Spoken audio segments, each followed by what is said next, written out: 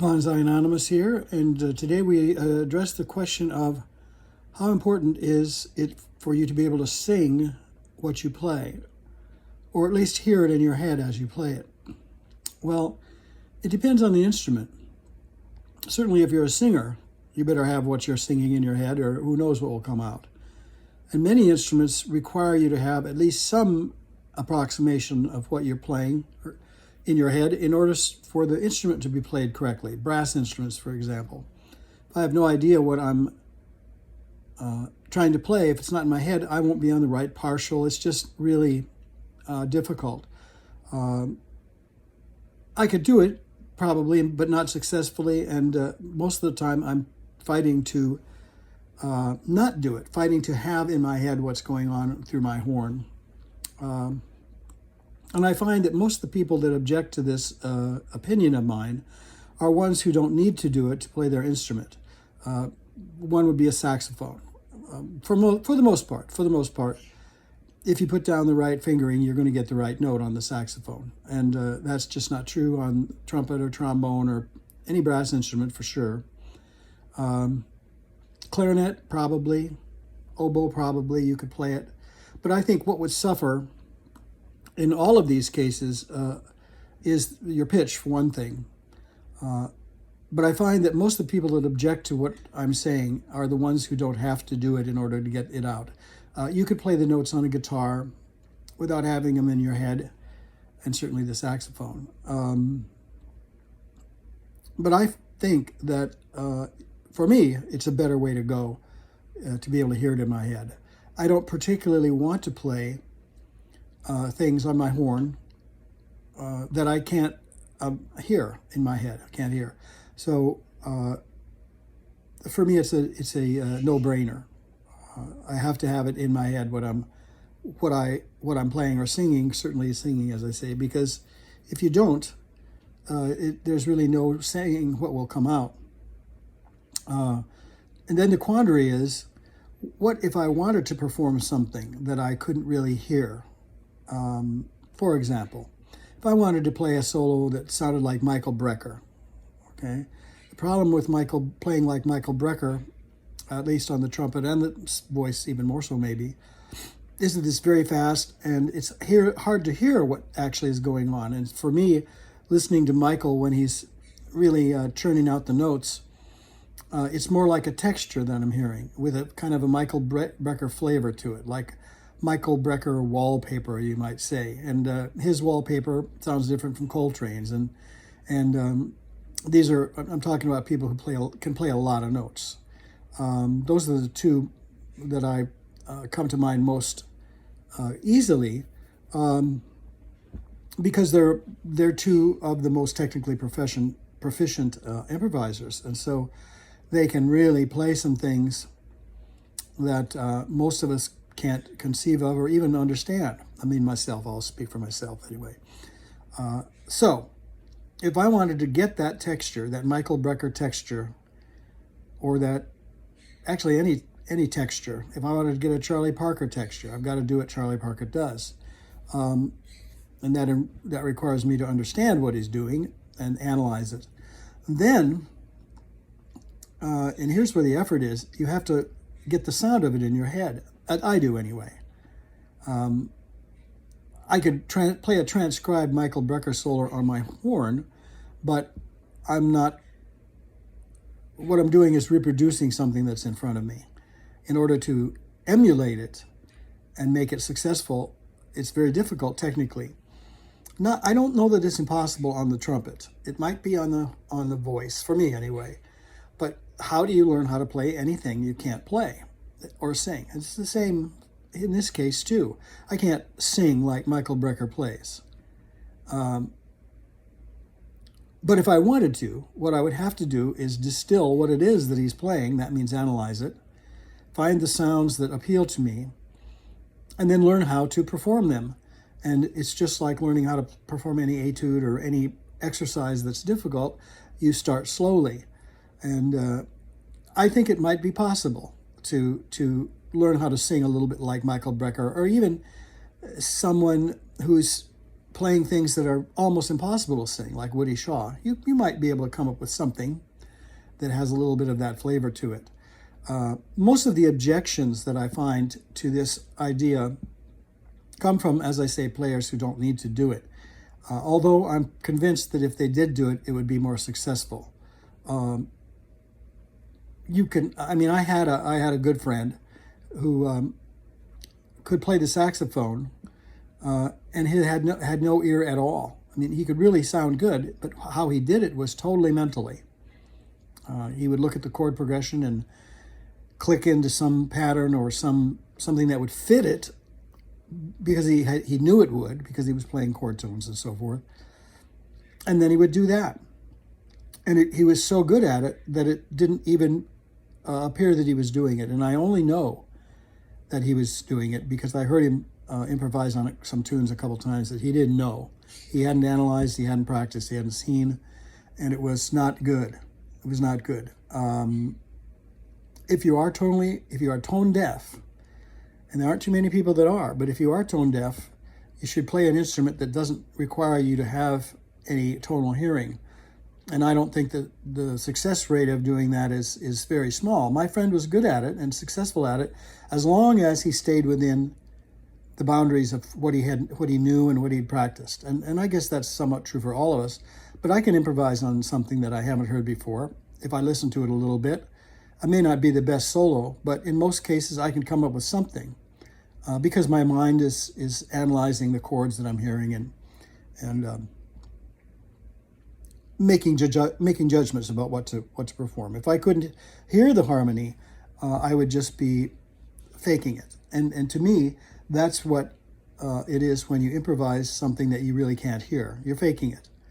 Whereas I could stand up, well, maybe not, but at one point in my life, I could play John Coltrane's Giant Steps solo at the speed, at the tempo. Does that mean I could sound like John Coltrane on another tune at the same tempo? No, not at all. In fact, I can't even sound like John Coltrane on Giant Steps if I don't play his solo.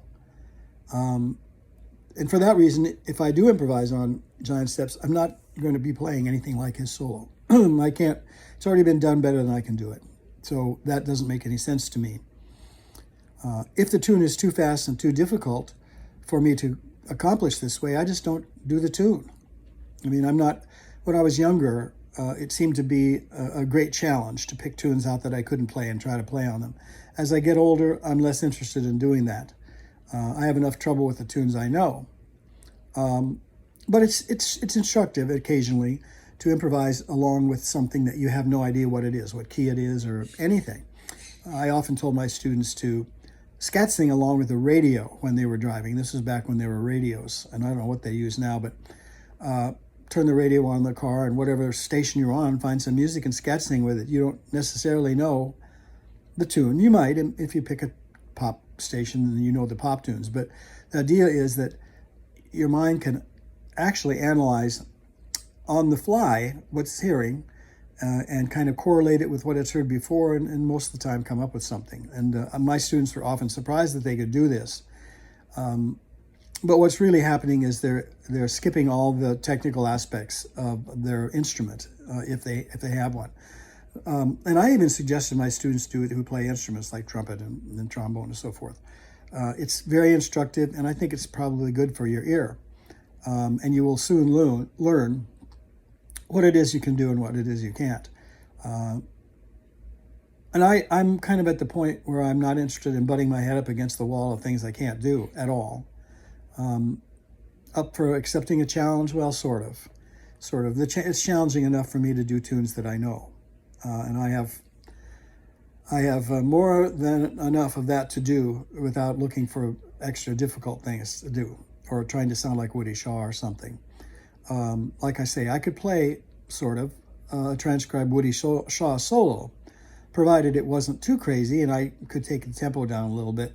But does that mean I can incorporate Woody Shaw's ideas into my own playing? Not in my case. Not in my case. And I guess it's lucky because we already had a Woody Shaw. There's no reason for me to be another one. And I have enough to say without imitating another player. Now, that's not to say that I don't imitate other players. I'd love to have someone tell me, and someone did actually once tell me that one of my solos sounded a little bit like Clifford Brown, and that was a gold star day for me. I put it right on my middle of my forehead. Could I do it again the next day?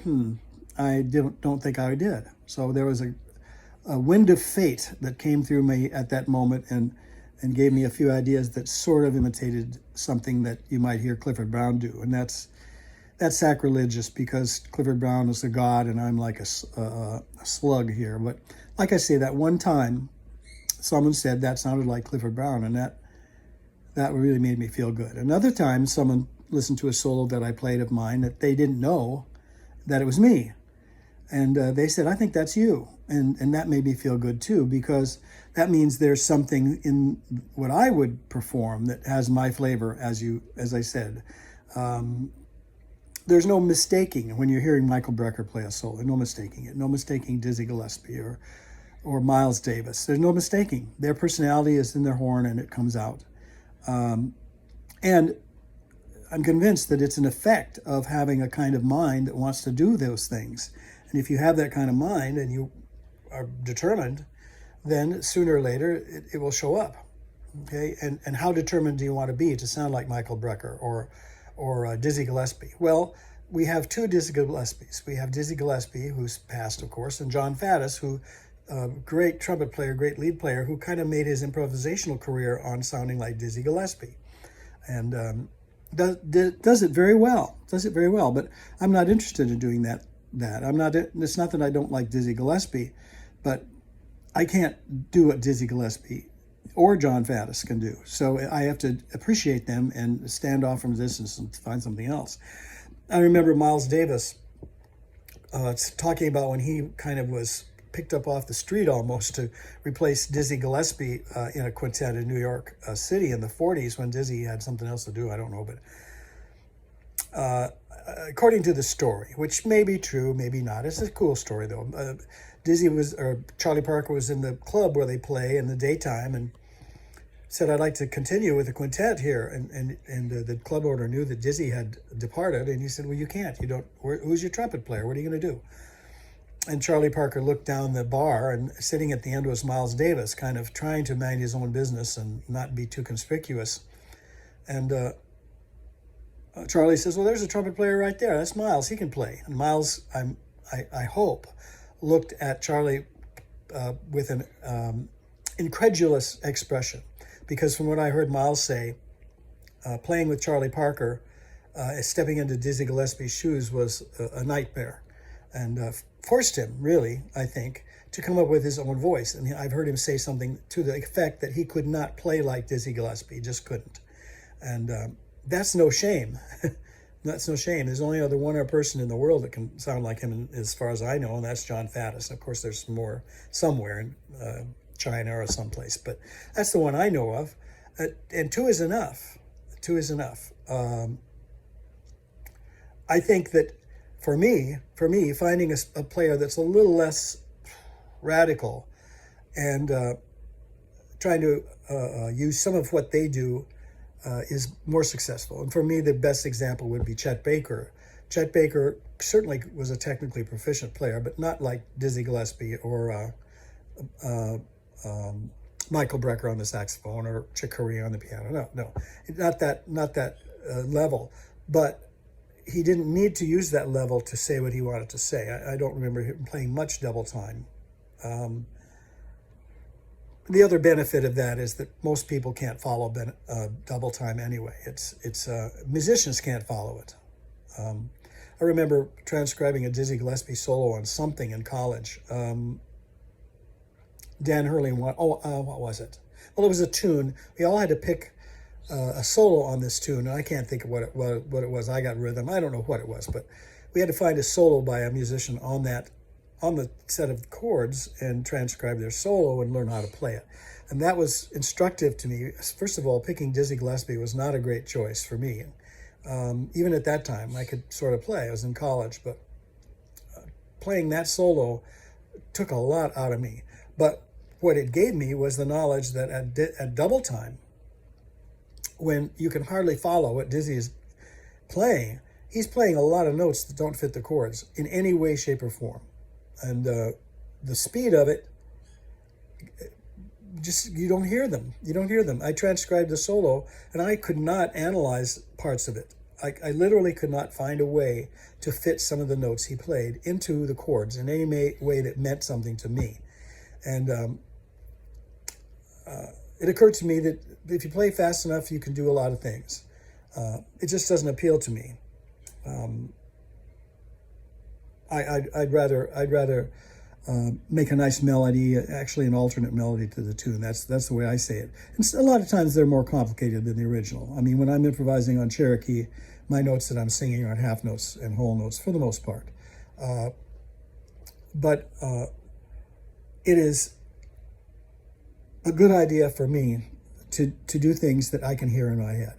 Now, this all came up at a clinic I was doing one day. I was an adjudicator, and an acquaintance of mine, great saxophone player, whose name I will not repeat, because we had an argument, and I still think I won it, but it doesn't matter. I said to the band I was working with that you all ought to learn how to scat sing, because if you want to learn how to improvise, that's the best way to go. You don't have the restrictions of your instrument, and I don't care who you are, you have restrictions with your instrument. I mean, Alan Bazzuti could probably tell you some things he has trouble doing. I would tend to doubt that he's telling the truth, but we all have restrictions on our instruments. So living within those and slowly trying to push the envelope is the way I go. So I told these kids in this band, high school band, and this is something I would say to a band that is pretty good.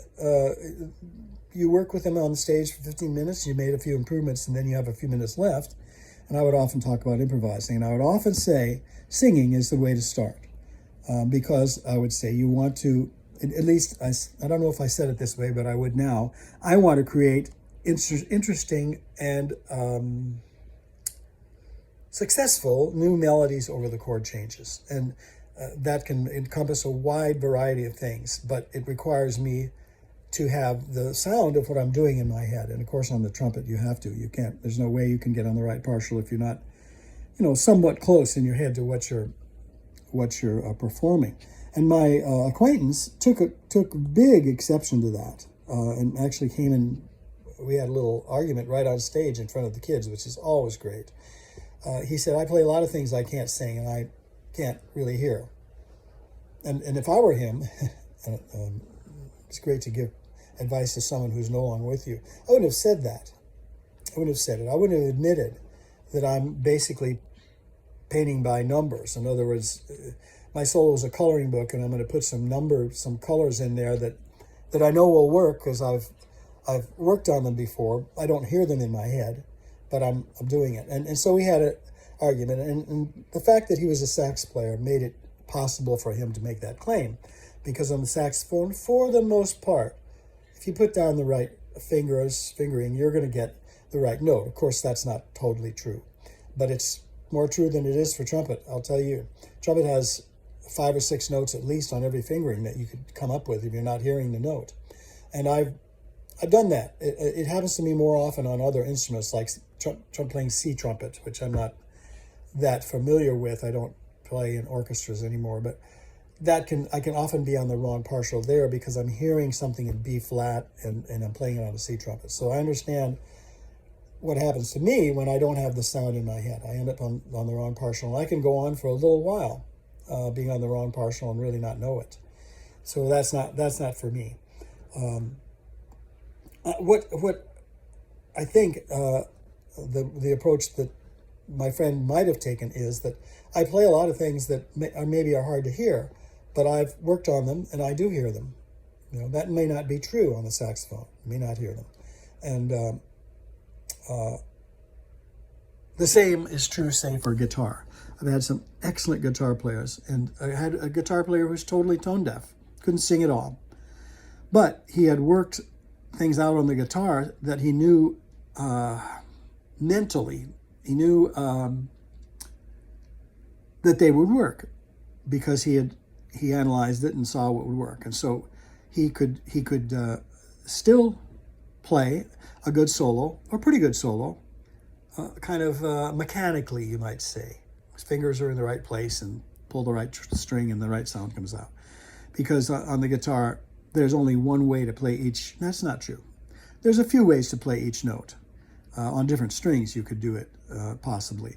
But still, knowing what note it is lets you fit it into whatever progression you're looking at without necessarily hearing the chord progression.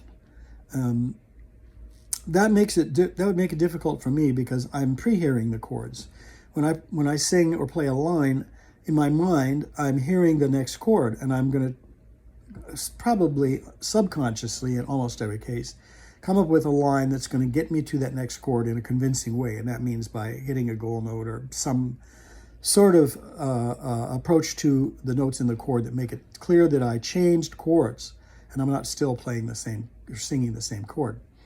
Great way to practice that is going from major to minor, doing a 2-5-1 in minor and then doing one in major, and you can sing almost the same thing, but you of course have to change the thirds and sevenths to fit the new chords, and that's a great exercise. And just to plug here, if you want to learn how to do this in a methodical way, go get a copy of Jerry Coker's Patterns for Jazz, which is pages and pages, hundreds of pages of this, where you are given a chord progression and a starting lick.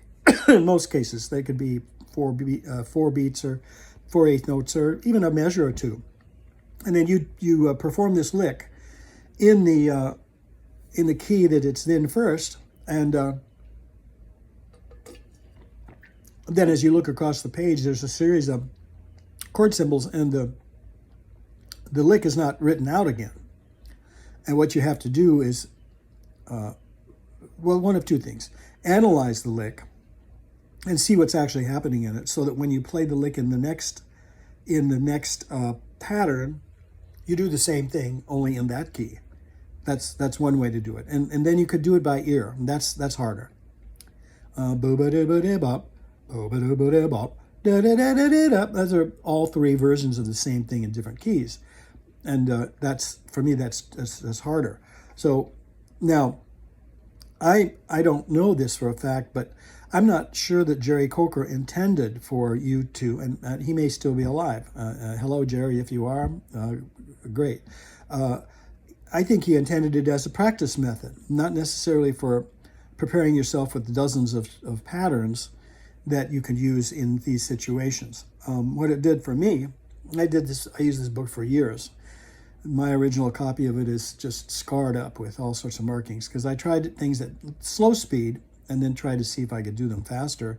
And every exercise has a goal speed in it. And there's parts of the book I couldn't even come close to. There's some polychordal things in the back, some tritone influenced licks. That's something that I might hear Michael Brecker do. He's got a better brain than me, or he did have a better brain than me. And in fact, not too many people have brains like Michael Brecker had, I don't think. Maybe 10 on Earth, I don't know. A lot of them went into nuclear physics, I think. But that book would be helpful if you wanted to learn how to do some things that sounded out a little bit outside. Chord substitutions and so forth.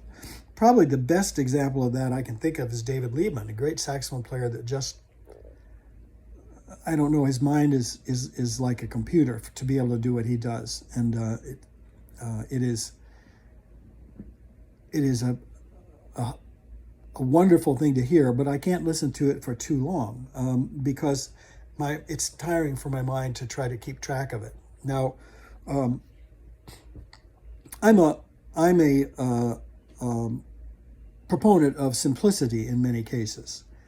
So first of all, if you improvise something simple, then you have someplace to go. If you go right to the meat of the matter, the most technical things you can do, it might be impressive technically, but to listen to it is usually hard to do. And I keep almost saying the name of a guest artist that I was in a band backing a couple times, who could play 15 minutes of double time and did on literally every other solo. And you could take a tooth out after about 2 minutes of that. You can't follow it. There's no chance to breathe. And it was just a little bit of mental masturbation for this guy to do that, to be able to do it and to do it. And I think it's just a flurry. It sounds like a flurry. It's kind of like Coltrane's sheets of sound. Did Coltrane use sheets of sound in every tune? No. Right at the top level of his technical development, he did that. But I don't think he stuck with it very long. I don't know why. I wish I could ask him. Maybe I'll ask him when I meet him someday. But that was a dead end in a sense, because he went as far as he could go. I don't know how he could play more than 40 notes per beat, or whatever it was. So, and not only that, but the audience can't follow it. It sounds literally like a musical representation of sheets of rain blowing across that you're looking at. And it's an effect and a texture. And I think he realized that, I hope, well, I'm putting thoughts in his head, and that, but in my mind, he went nearly as far as you can go, and then he changed to something else. And at the end of his life, I think he was experimenting just with sound. What kind of sounds could the saxophone make? Now that leaves me behind. I'm more interested in melodies, and I can pick up my horn and make a solo out of sounds the trumpet can make, and some people might like it, but I can't imagine very many would. What I like, as I say, and I'm old-fashioned, is to come up with another option as a melody. I would like some of my solos to work as counter melodies to the original. In fact, that's how I used to arrange, is improvise on a tune and use the improvisation as material for counter lines and so forth in the tune, and backgrounds and so forth. And that's because when I sing, I really try to nail the chord progression, the leading tone nines, the gold note nines, and so forth. I really try to put them in most cases, so that you could hear the chords of the tune if the tune wasn't being played. You could still tell what tune I'm playing. And that makes me think of a improvisation class final that we had with Tom Ferguson at Arizona State. Great piano player, funny guy. I just love the guy. Our final in improvisation was to pull the name of a tune out of a hat. One of the tunes we'd worked on, I think, was the deal. And then you had to improvise a solo on that tune without playing any of the melody, and that alone is difficult, without playing any of the melody, and have the class be able to tell what tune it was you were improvising on. And some of us succeeded. And I don't think it was a matter of getting credit for or not. I think it was a matter of showing us where we're actually at. I mean, if you can only improvise in such an ambiguous way that no one can tell what tune it is, well, of course you can play the same way on every tune then. It's like using the blues scale on every chord progression, and there are people that do that. It's recognizable. The crowd usually appreciates it when you do some of that, because they've heard it before, and they can read. I don't know if they can relate to it, but it's something they can say, "Oh yeah, I know that," rather than hitting them right between the eyes with everything you have technically. And we haven't even talked about rhythm too much. In other words, could I do a solo that used Miles Davis's ideas of rhythm? Maybe. I'm not sure that I could do it in such a way that you would know it was Miles Davis, because I'm not Miles Davis. But it's an interesting idea to try to play a solo that has rhythmic ideas that the person would have picked. I've played in club date bands where I was expected to play some Louis Armstrong tunes, Strutting with Some Barbecue, whatever. And to improvise on that, I have to, in my mind, distill the simplest elements of Louis' sound and style, and those are the only ones I can distill, frankly. But I could distill enough of them so that I would often get the comment from band members that I sounded like Louis on that tune. Well, it's not magic or any sort of mystery. I've listened to enough Louis Armstrong that I have kind of a library of his tone and his, not that I can have his tone, but I can get closer to it when I think about it than my regular tone. there are some differences. And obviously I was able to get close enough that band members would say, you know, that really, how did you do that? That sounded like Louis Armstrong there on that tune, on Strutting with Some Barbecue.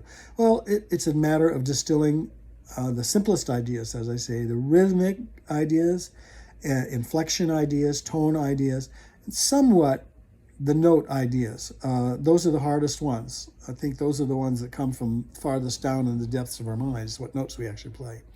The rhythm, tone, kind of are automatic in most players, I think, and automatic enough in Louis Armstrong that I was able to, and I'm not any great shakes, believe me, but I can hear, and I was able to come up with something that reminded people, I mean, didn't sound like Louis. It's not like, oh my God, there's Louis.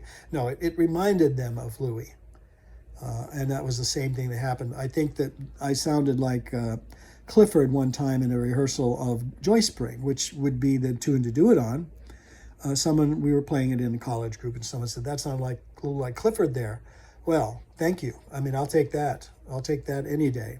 So I'm rambling, and I got off the track.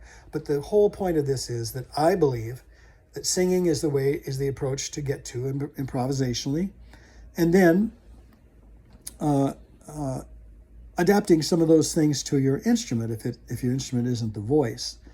Now, what I would say to players who doubt the idea that you should have it in your head what you're going to play, I would say, well, here's what we're going to do.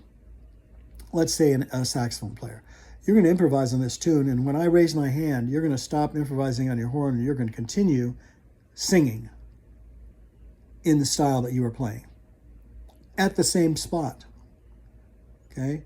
And then when I put my hand down, then you go back to playing your horn. And it's illustrative, it's a hard word for me to say today, of where you're at.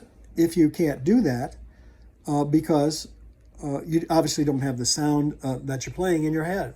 You don't. And maybe academically or